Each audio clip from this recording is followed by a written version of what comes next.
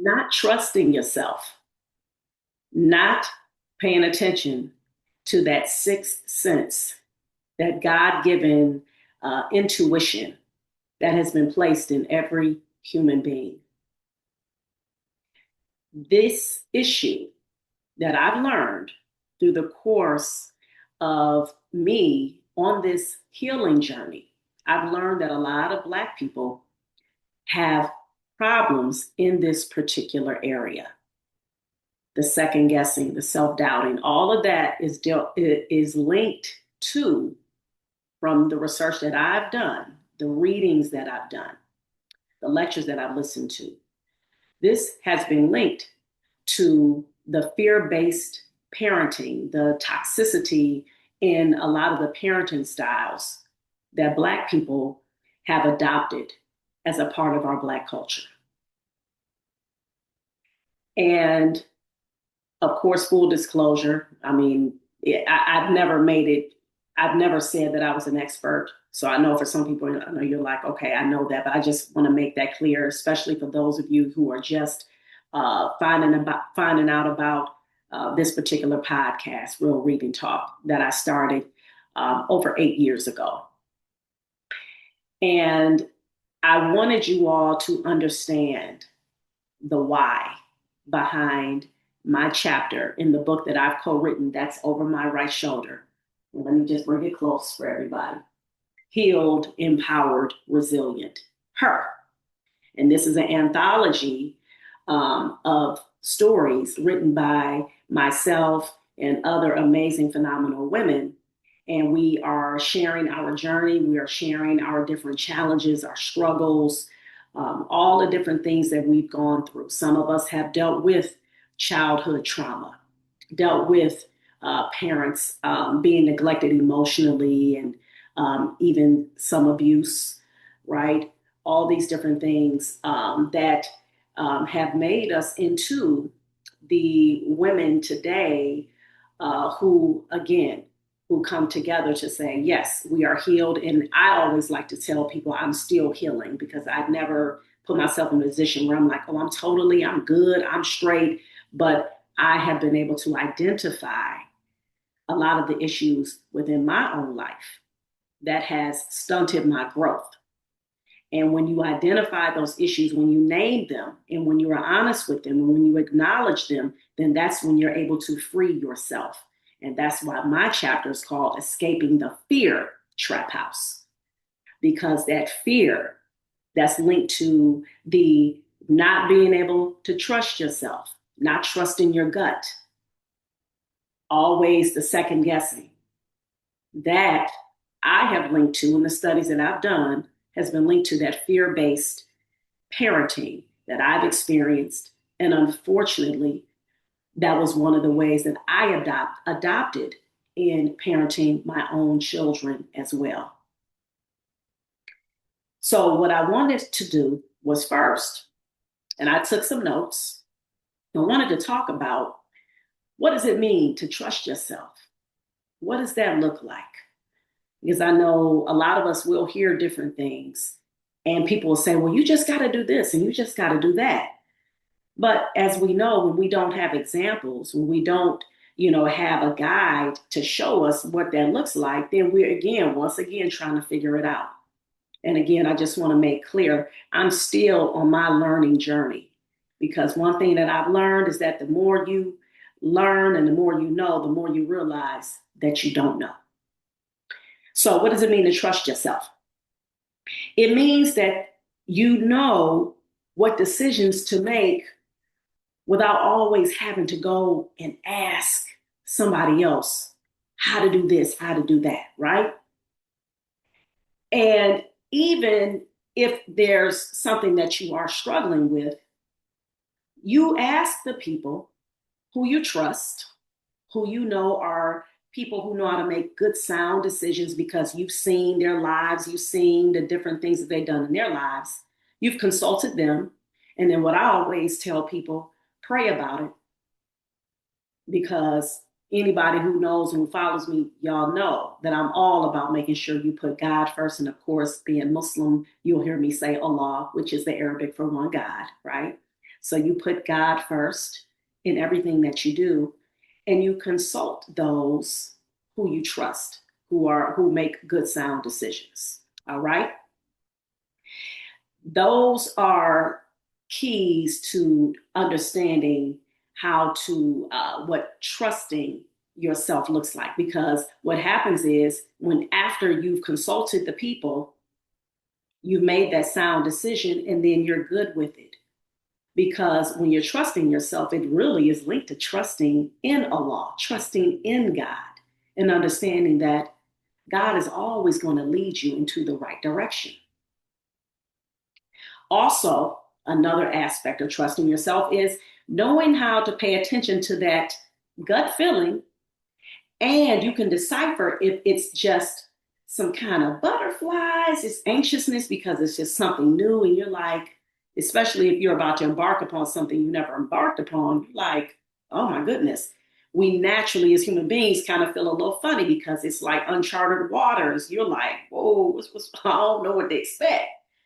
And then if it's actually something that you should be concerned about. For example, say if someone, they offer you something or they give you a proposition that clearly is against your core principles, your core moral values. Okay? There will be that feeling, that gut feeling, that intuition, that sixth sense. It'll start to creep in and start to kind of like nudge you, like, hold up.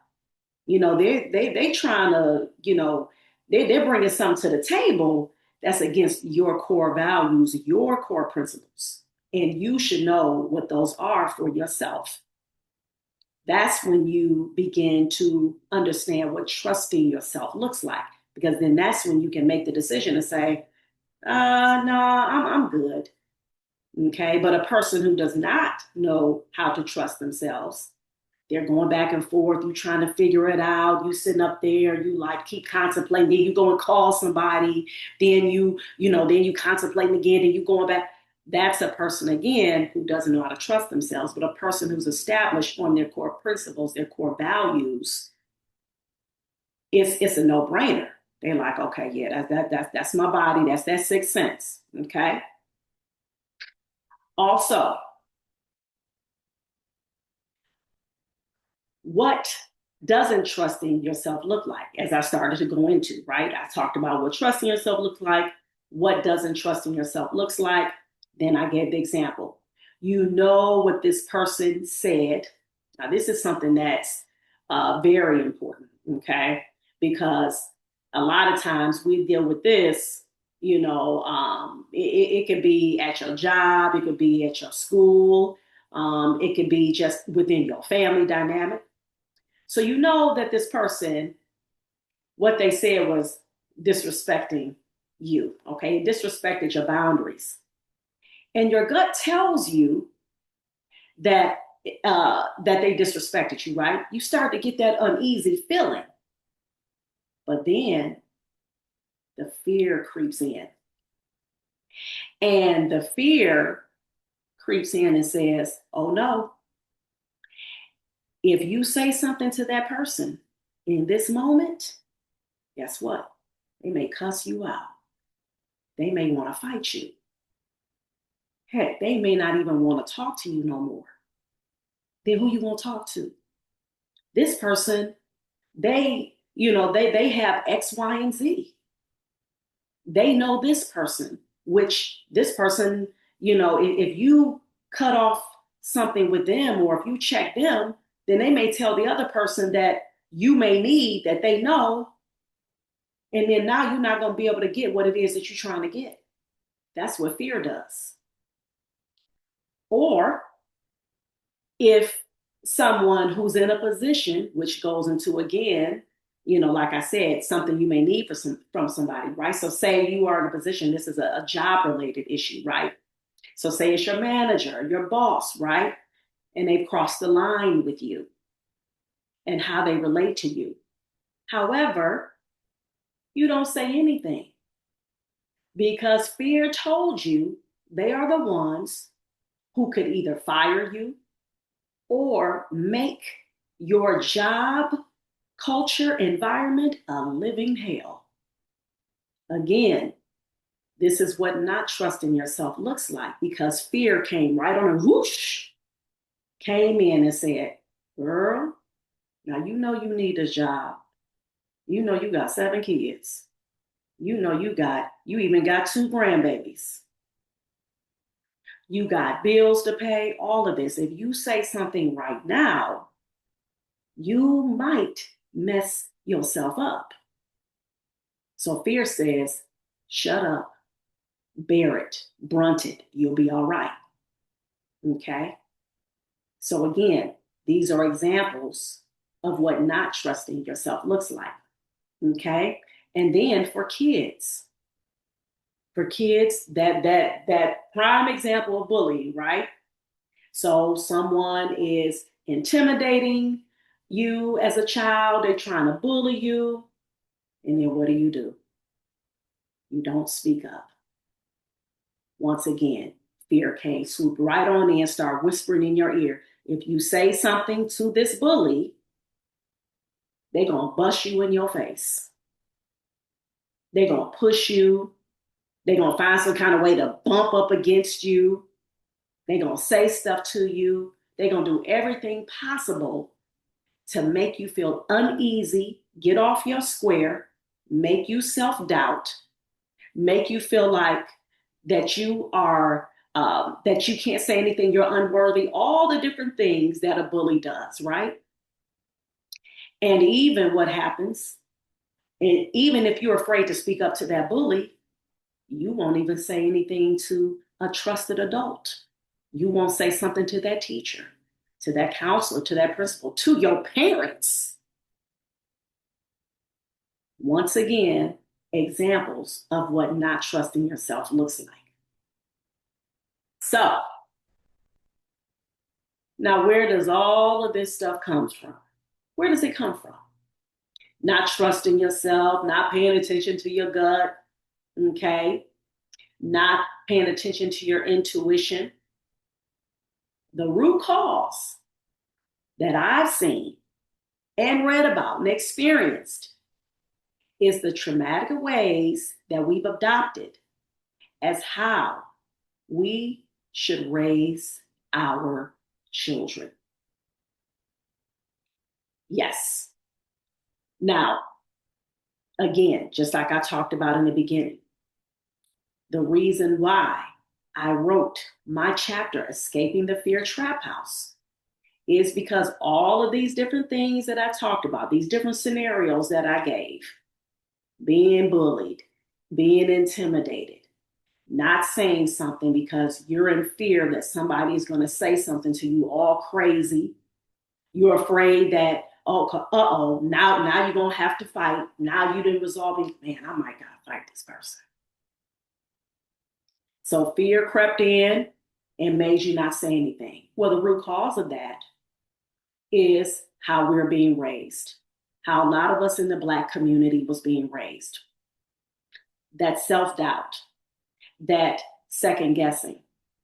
When we have parents who've raised us and adopted the fear-based model, meaning everything that our parents was thinking about in terms of making sure that we survived and not thrived, they were, their mindset was, you better make sure that you obey everything that I tell you. You got to do everything that I say in the way that I say it. Because if you don't, you might wind up finding yourself being unalived, getting hurt by some authority figure, i.e., a white person, i.e., some police officer or your boss. Somebody's going to make it hard for you 9 times out of 10. That's not going to look like you. And why did our parents do that? Because that's how they were raised. Why did their parents do that to their parents? Because that's how they were raised. And all of that links to the slave plantation. All of that links to the maladaptive behaviors that our enslaved ancestors had to deal with when they were being enslaved. And I even go further than that, before the plantation, when they were assaulted, when they were kidnapped from their homelands, our ancestral homelands in Africa. When you are put in a position to where somebody comes in and they disrupt your whole culture, your heritage, your family, your community, the way you convene, the way you relate, and they bring into it trauma, they bring into it horror, they bring into it beatings and torture, all of these things, which is traumatic by a way to a human being. No human being should ever have to deal with that, period. But when you are descendants of kidnapped Africans who have had to deal with that in order to survive that horrific situation, they had to deal with these particular ways that they adopted so that they can be able to survive and not thrive as a human being. This is the root cause of why our people deal with to this day the lack of being able to trust our gut, always having to depend on what somebody else says because we cannot figure it out on our own.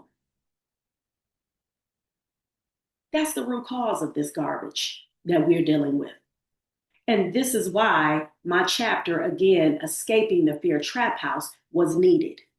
Because I said, well, good Lord, here it is as a grown woman, still dealing with things where making decisions and, not the best decisions where I'm like, why did I do that? Why didn't I just speak up in that moment? And then something triggers. It goes back to my childhood. And I remember how being raised by my mother and how she had to deal with not being accepted from her family because she had me out of wedlock. Because she was a part of a faith that said, which majority of our faiths, those of us who worship God, a lot of us, we can relate to in understanding the rule of no fornication, meaning having sex before marriage. And my mother, that was a rule that she broke. But in her particular faith, it said, oh, well, you broke this rule. Now you cannot be a part of this faith. Now we cannot communicate with you. We have to disown you. My mother was raising me on her own. No support from her core family that she was raised with. So here it is. I'm inside of her, growing in her. I have all the emotions, all the physiological changes, everything that's being changed within her is getting inside of little baby Seisha.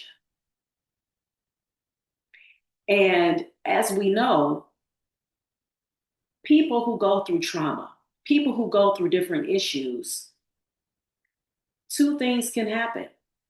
They can either decide to, in that moment, respond in a way where it's always survival, and then they begin to just adopt a lot of maladaptive behaviors to where the fear creeps in them, and then they become hypervigilant, they become worried, and then what happens with that? You become controlling, or a person can decide, I'm not going to buy into that.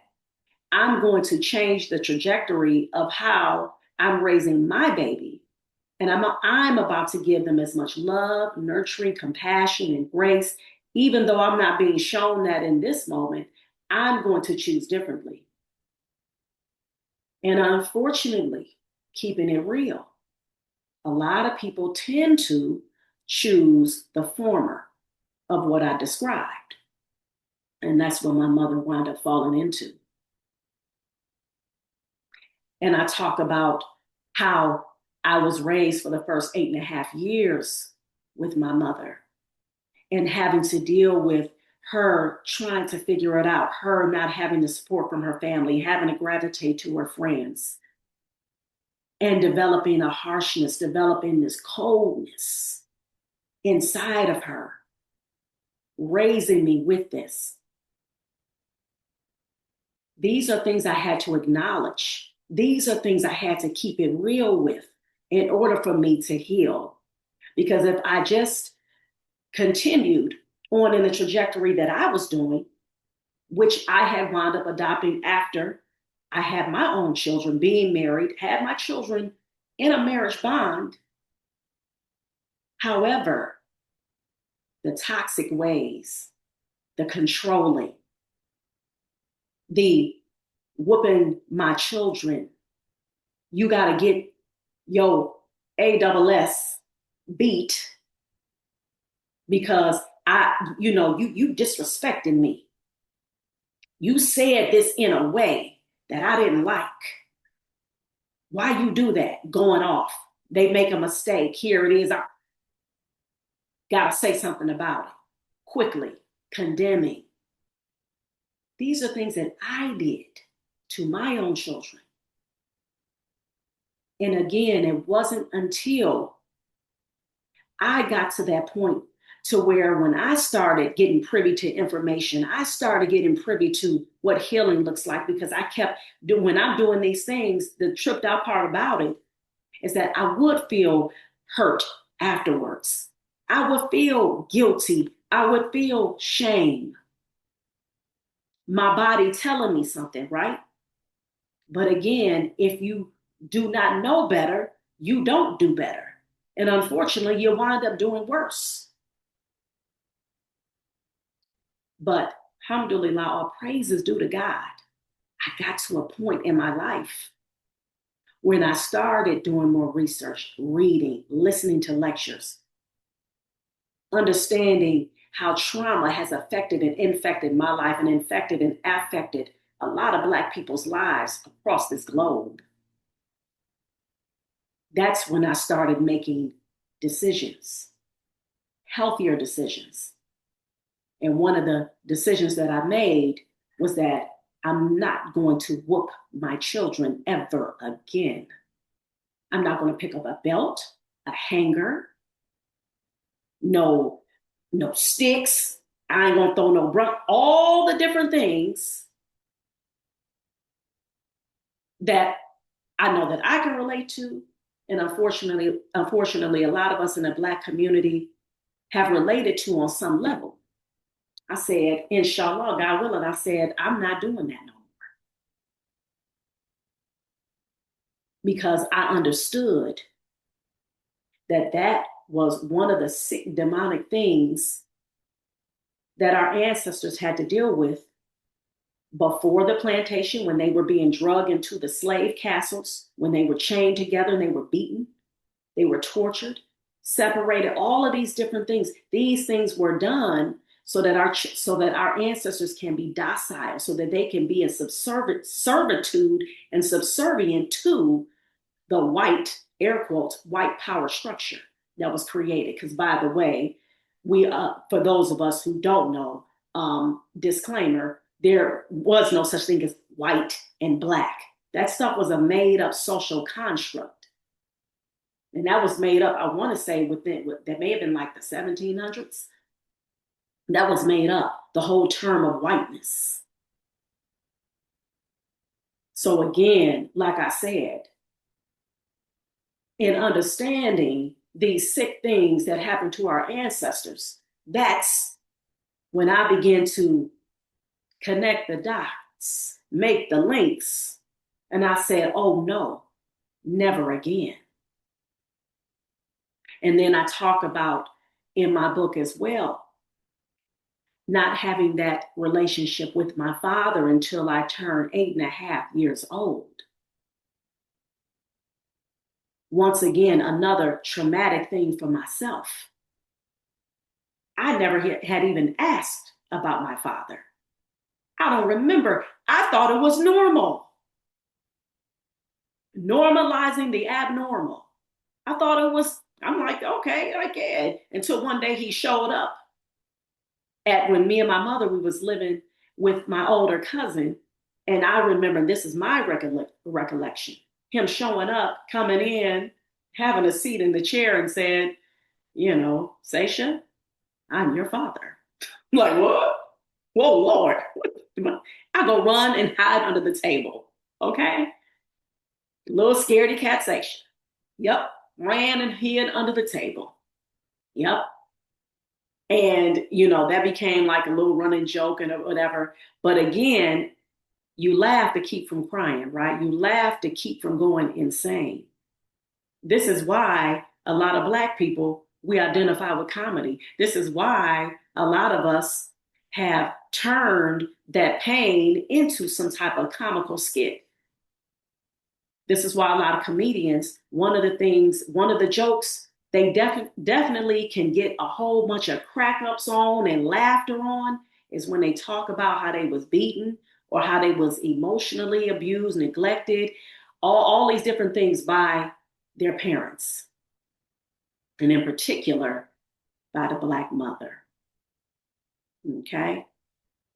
So when you're learning all of these different things and you're realizing that, wait a minute, if I want to be this person who is the best version of myself, someone who can make solid decisions and stand on my square, not having to always feel like I got to go and ask this person, ask that person. All right, let me call you. Okay, let me call you. All right, let me find out what you did. Okay, before I go and make a decision.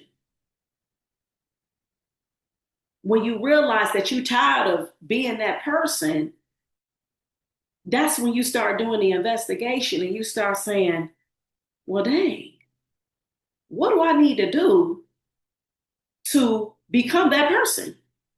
And just like with anything, when you want to become better at something, you research it. You go find out, how do I become better at this? What do I need to do with that? Then you start connecting with other people. You start finding out, oh, you deal with this too? You too? You too? You too? You too? Oh, yeah. Oh, yeah. And you start seeing that this is something you're like, damn, it's a lot of us in the Black community who deal with this crap on a daily basis, who have dealt with it. So what do we do about it? Do we just sit here and continue to keep normalizing and keep saying, oh, yeah, well, I guess that's it. It is what it is, right? Especially when it comes to that whole beating piece. That piece right there, I mean, it is still in 2025, even though you have a lot more Black people who understand that you shouldn't beat your kids. And we shouldn't be trying to go to the school and embarrass them, and we gotta front them out. And if I catch you and if I hit you, a lot of us starting to understand that ain't working. This ain't that. That's not popping. Okay, it's not doing what we thought that it should do. Because a lot of us is walking around here like myself, again, like I talked about, being afraid to make decisions, being afraid to talk about, okay, hold up, that goes against my core value. So please don't bring that my way. Or you at the job, you're like, dang, man, I need this job, man. But they are really, really racist. They really tripping here. Or you may have a job where the culture is just like real toxic. Everybody is drama. Everybody want to talk about somebody, want to fight in the parking lot. I mean, craziness. These are people dealing with stuff on their job, but feel like in their minds that they have to deal with it because what? You don't see no other options. Because that's how fear encapsulates you. Fear makes you believe that you don't have options. Like everything is just like this. It's just either this or that. You know how we've been, told in the Black community, pick the lesser of two evils when it comes to voting for those presidential candidates in particular.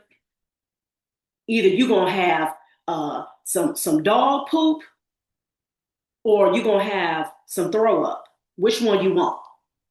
Your choice. But you got to choose between those two. And you're looking at both like, oh man, they nasty as hell. What you talking about? I gotta choose between that. Yeah, that's what I said. Now pick. Like this is how we're taught to. But the sad part about it, this is what we have accepted. We've accepted this.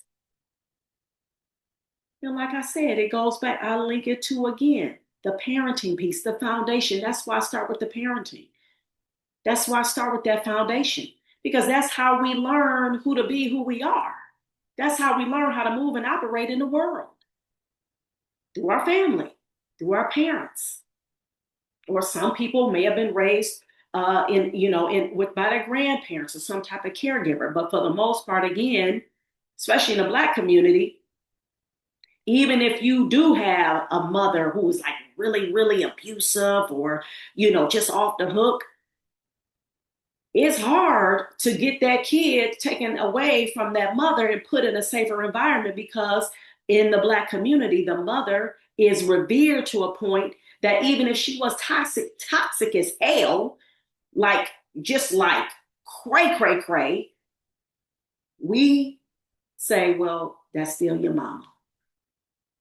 You still gotta respect her. You still gotta listen to her. But she keep beating me. She's cussing me out every day. She got the extension cord. She got the hanger. She got the belt. She got the stick. She still, that's your mama. You gotta respect her. This is what we have adopted as Black culture. So what do we wind up doing? We wind up not checking one another, because we've been conditioned to believe, well, again, this is your mother. This is your household. Some people don't have a mother. Some people don't, they don't have a home to come, they don't have a place to come home to. She gave you food, right? You got clothes, right? But I got a black eye though. Can somebody deal with that? I got some, I got some bruises. She just cussed me out. These are things that we got to deal with within our community, y'all. This is real in our community, real talk. This is real reading talk. Because when we don't have these checks and balances, when we are being raised in these homes where there is still that trauma, that fear based parenting, that toxicity, it impedes every other aspect of your life. So, you, that child, you're told to go to school, you're told to pay attention, you're told to focus, but you can't even do none of that because you just got done dealing with being dogged out and cussed out before you even entered into the school. It's 8 o'clock in the morning and you just got done being yelled at, being shouted at, your head getting pushed in mud because you're being told that you better act right. And if I get a bad report, I'm gonna beat your ass. Now go learn. Huh? What? Go learn after that? But once again, that's part of the culture, right? One of the things that my dad told me, he said he remembers my grandmother, rest in peace. He remembers that she would wake up him in the morning and say, "Get your yellow mother effing A up out the bed." And he'll talk about that and, laugh about that. He talks about getting beat all the time. And he said he appreciated all the whoopings, right? But just like I talk about in my chapter, what he failed to realize is that those beatings, when you are being beat like that, it can develop a callousness, a harshness within you that you begin to put upon your own children. You begin to have these expectations of them that if they don't fulfill, then your go to is, I'm going to go off. I'm going to hit you. Go get my belt. I'm going to beat you. And you think that that parenting style is what's going to make that child act right. But then how about if you're faced with a child like I myself, you question things. Or you may have said stuff in a way, according to your parents, it was said in a smart mouth way. It was said in a way where it was just disrespectful, because a lot of times the disrespect that our parents talk about is that you disagreed with them. And so instead of maybe that parent saying, okay, I understand your point, that's valid. So, but now let me teach you how this is a way that you could have said this that could get an even more favorable response. Those types of conversations were not welcomed in the Black community.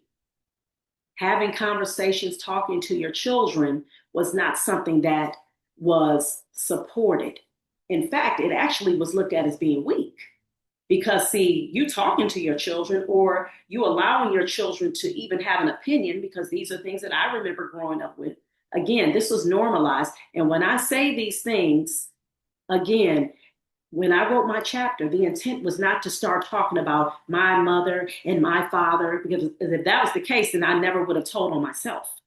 I told on myself. And no, I'm not going to disclose every single thing and every beating and how everything. No, I'm not going to do that, because that's not necessary for the point to be made. What's necessary, just like I talked about, is that we have to reimagine and we have to condition ourselves into thinking about how we are going to parent our children in a healthy way so that we can have a solid foundation in our families, so that our children can learn how to advocate for themselves, speak up for themselves, and grow up to be adults who know how to do that, stand on their square, being able to hold on to their core principles without letting them being shaped, without letting them being rocked, because they know who they are. They are comfortable in their skin. They know who they want to be. They love themselves. They look at themselves as being worthy. They look at themselves as being valuable, somebody who can bring value to any and every room that they come in. And even when they do experience the flutters, the butterflies, because of new uncharted waters, they still push through anyway, because they can hear the voice of their parents behind them telling them, go ahead, Seisha, you got this. Remember when we had that conversation, when I was talking to you and I was telling you that you are extremely important. You are beautiful. You are worthy. You are a star. You are brilliant. God didn't make no mistakes when he made you, baby. You the bomb. What? You hear that voice. Now you're able to walk into the room. Even though you got the flutters, it don't matter. You still walking. Don't nobody got to know you got flutters. You could even talk about it to even keep it real, real, real above when you get on the stage. Say, yes, I have flutters. Yes, I'm nervous. Yes, I'm a little anxious. But guess what? I got the voice of my parents behind me, my community behind me. They told me that I could do this. And that's why I'm up here to this day. Even when I mess up on my words, maybe I may stutter a little bit. I'm still keeping going, because I got a cheering section behind me. I got a cheering section on the right of me. I got a cheering section on the left of me. I got a cheering section above me. And first and foremost, I trust in Allah. I trust in one God. So anything that I do, baby, I'm going to be protected. I'm going to be shielded. Stop playing with me. Ninja. That's the kind of attitude. That's the kind of fervor. That's the kind of conviction, the yakin, the conviction that you want. You want that in your children. You don't want them to be afraid to do stuff, to be walking on eggshells or scared to speak up, because us as parents have made them afraid to speak up. We made them afraid because every time they made a mistake, we was on them. What's wrong with you? You don't know how to do that? I did not tell you. Dad, you always messing up stuff.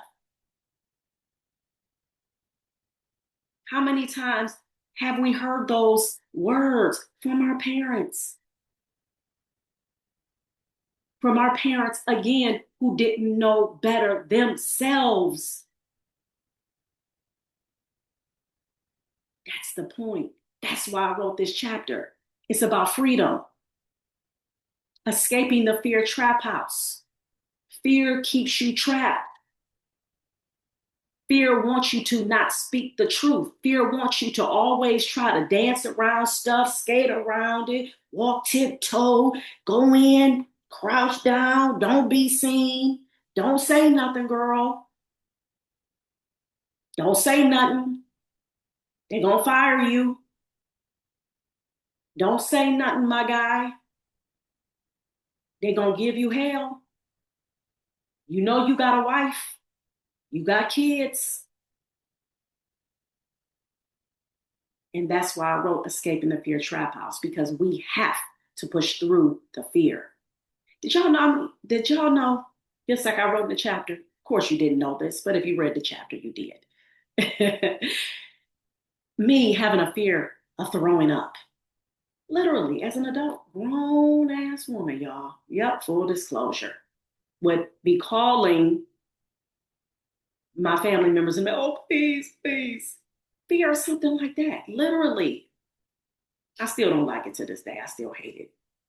But again, those little just things where we're just like, the person will be like, huh? Fear of heights. And people don't understand. It's like, for me, when I'm affected by something, what my mind does, I want to go to, where did that come from? What what's the foundation of that? Why am I thinking like that? Why am I that kind of person? And that's again what made me do the research. And when I was like, there's, for example, I talk about, because I give, what was so dope about my chapter is that I also not only talk about where the fear came from and the foundation of it, I give solutions. I give 5 great solutions that I use to help push through that fear. Okay. And one of the things that I give too, and I'm just going to go ahead, I'll go ahead and read this really quickly. The 5 books that I give as a recommendation for you all to read, right? So here they go right here. The first one, is it 5? Let me see, 1, 2, 3, 4 book recommendations. And then I'm also recommend as well a podcast. Okay.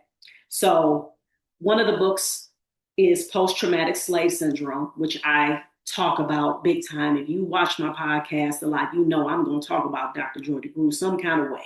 Okay. So her book, America Post Traumatic Slave Syndrome, America's Legacy of Enduring Injury and Healing. Please make sure you get that book. All right. Did I bring it up here? Yep, sure did. Bam. All right. So this is the updated version. So make sure you get this book. Okay. All of these things that I talk about, that's where a lot of my information comes from her. The second one, Spare the Kids. Why Whipping Children Won't Save Black America. And that's by Stacey Patton. That book is right here as well.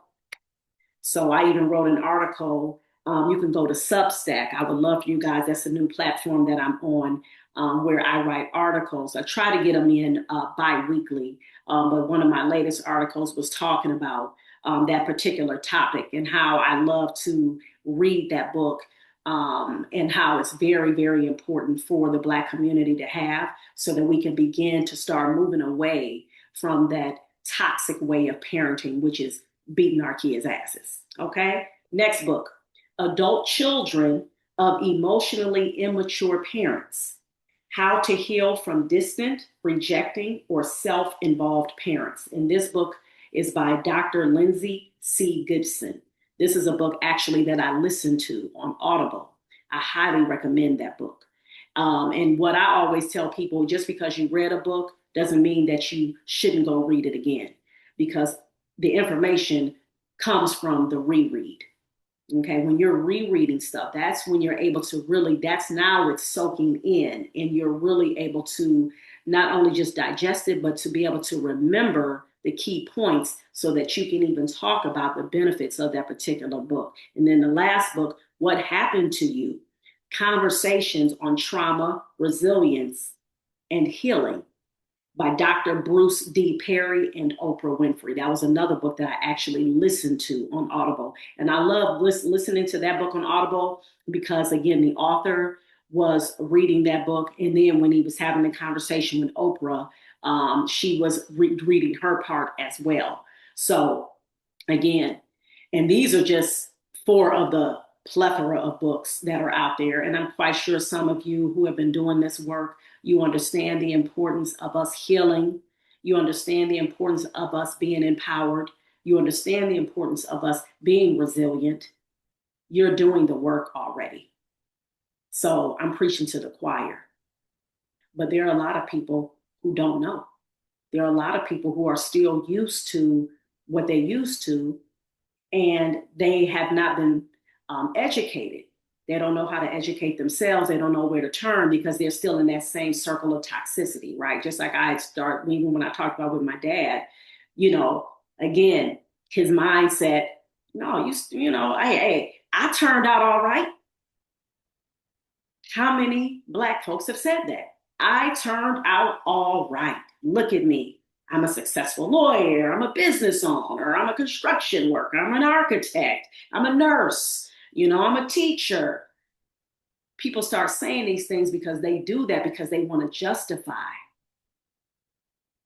But I'm telling you now, if you pull back the layers and you begin to talk to that person and you begin to have those intimate conversations, the deep dive, you'll start to find out that they actually have a lot of toxic behaviors that they don't even realize is toxic, like bullying when they have relationships with people. They feel like that if you don't do it my way, then I'm going to get mad at you or I'm going to want to fight you. I'm going to go off on you. I don't know how to accept criticism. I always want to put up a wall, put up boundaries. Those are signs that people have dealt with some type of trauma. When you have a person who's always guarded when they deal with people, think about relationships. As we talk about this in the Black community a lot, right? Especially with us as sisters, right? Having the guarded heart syndrome. Don't want to be vulnerable. Don't let them see you sweat. Always stay on top. When somebody do something, you make sure you be on it. Boom, boom. Don't give no grace. Don't give no compassion. Don't let them. All of that. I ain't gonna take this. I ain't gonna take that. A lot of that comes from that toxicity that you dealt with because that's what your mama showed you. I ain't taking ish from nobody. Not nobody that where I pay these bills, where you drinking my water, where you eating my food, where you laying in my bed, where you in my, all of this. When you deal with your kids,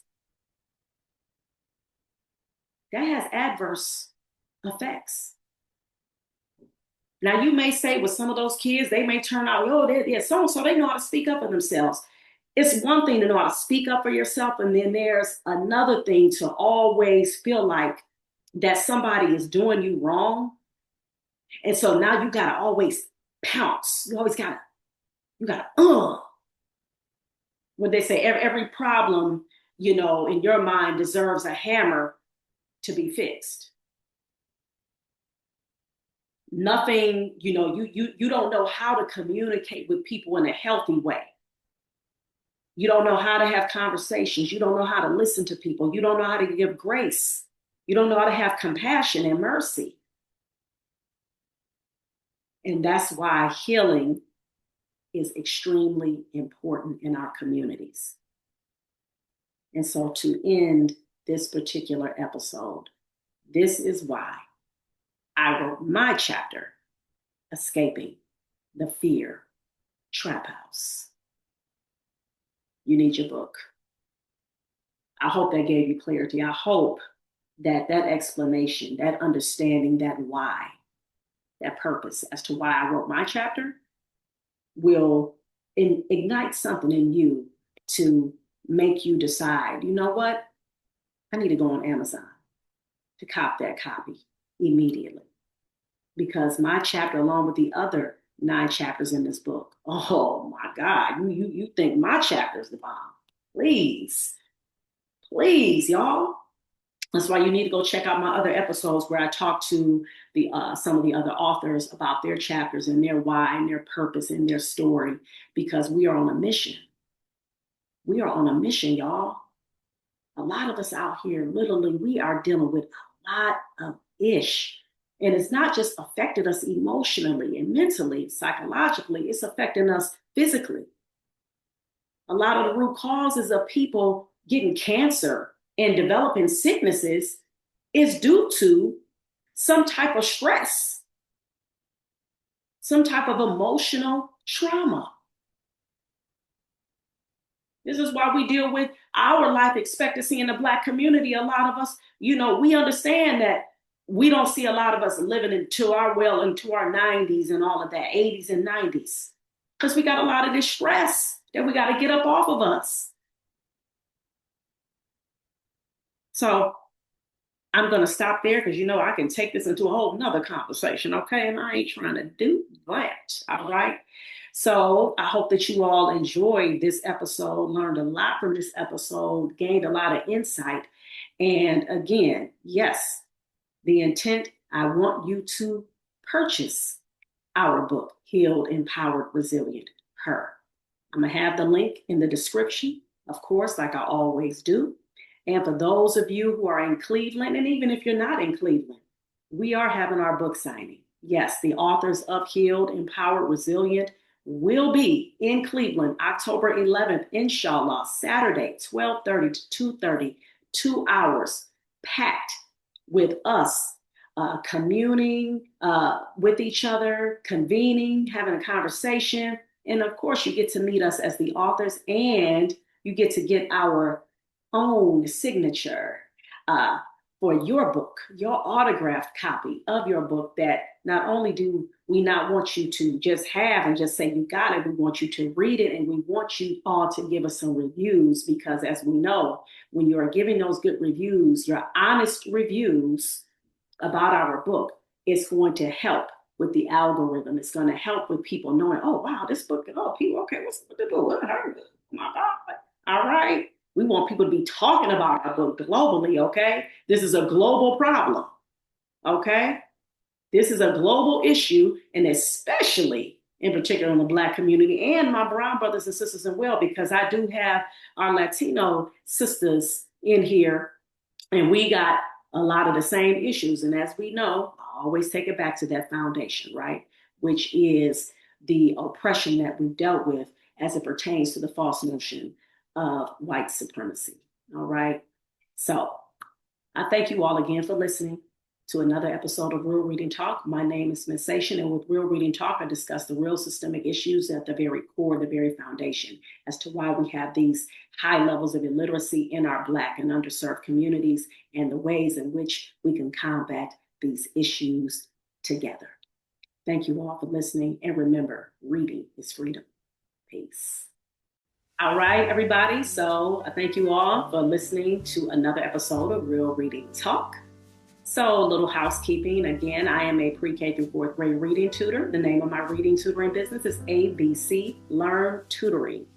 And if your child is struggling with foundational skills as it pertains to reading, or if they have been diagnosed with dyslexia or dysgraphia, I am an Orton Gillingham certified dyslexia tutor, as well as a reading tutor who can help your babies who do not have dyslexia, or if you just want your child to be ahead, please go to my website, abclearntutoring.com, and click on the free reading assessment today. And also, as you all see, the sign ABC Read. I'm the founder and executive director of ABC Read, the nonprofit organization that I started over 10 years ago. And our mission is to develop and nurture a culture of literacy in Black and underserved communities. Go to our website, abcread.org. Today, we are embarking upon our fall reading camp, which starts October 18th, a week after our book signing, by the way. 4 weeks in a row at our local libraries. We are accepting up to 25 participants. And so far we have 22 spots, or maybe it might be 23 spots, I have to check, that are still available. You do have to register, so make sure that you check out that information on our website, abcread.org. And then, of course, I'm always talking about reading is freedom, right? Well, guess what? I created a brand called Reading is Freedom. You can go to my website, readingisfreedomshop.com, and I created merch, items that have a little, have like Reading is Freedom on there, or read. Okay, this is one of my shirts that I get a lot of compliments on. It says H.E.R, which means read in Arabic, right? The Arabic language. So you guys can go ahead on my website so that you can grab your merch with a message. Make sure that you like, subscribe, share my YouTube channel. Make sure that you leave comments as well. That's extremely important for the algorithm. Make sure that you do that, all right? And that's what I got for you today. The book that I am almost finished reading, I think I got like about maybe less than an hour of it. I've been listening to it on Audible. It's called Brown Boy. That book is written by Omar Aziz. He is a Pakistani Muslim young gentleman who talks about his life growing up in his Pakistani immigrant home, and immigrated to Canada. And a lot of the stories that he's sharing there, y'all, which is crazy. I can identify with being a Black woman raised here in Cleveland. I can identify with him being the brown young brother being raised in Canada, okay? So you need to listen to that book. Dope, awesome. All right, and I'm just gonna leave you guys again with making sure with my quote, which is reading is freedom. That's what I'm leaving you with. Reading is freedom. I'm telling you, it is. Trust me when I tell you. Please make sure you're doing it for at least 30 minutes a day. All right, thank you all again for listening to another episode of Real Reading Talk. I am your most gracious host, Miss Sasha. Take care. Peace.